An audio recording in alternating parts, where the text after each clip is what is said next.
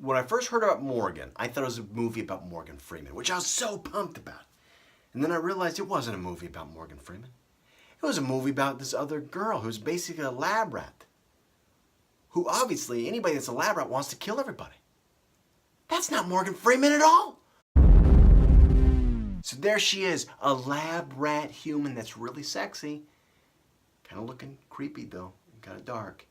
And she turns on everybody because they all fall in love with her. They're like, oh, you're our baby. Well, your baby's a lab rat. That's why when you have a tiger, you don't let it sleep with you.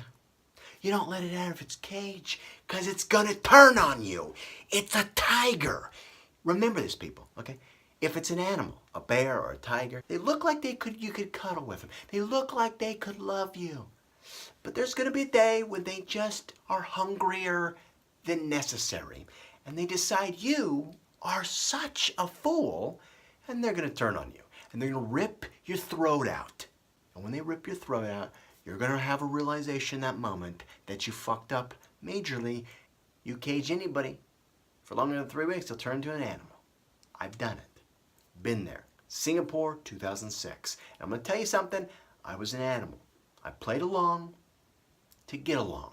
And then when my moment occurred, I took it. But this movie was a train wreck waiting to happen for these people.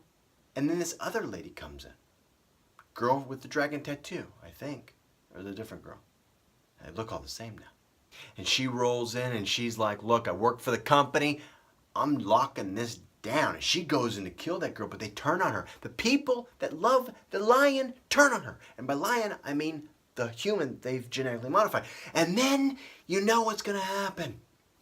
And if you don't at this point, you probably should because it makes sense.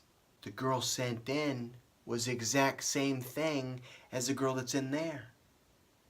Two competing models of lab rats fighting to see which one wins, which one's better, to use as a government project. That's it! That's the movie. And I'm going to tell you something. The moral of this movie is this. Don't have a lab rat. Because even if it's a rat, it's going to turn on you and bite the fuck out of your eyeballs when you go to sleep, when it figures out how to open the cage. Mark my words, I was one of them. I give this movie an elbow bump and a juicy butt smash with my butt.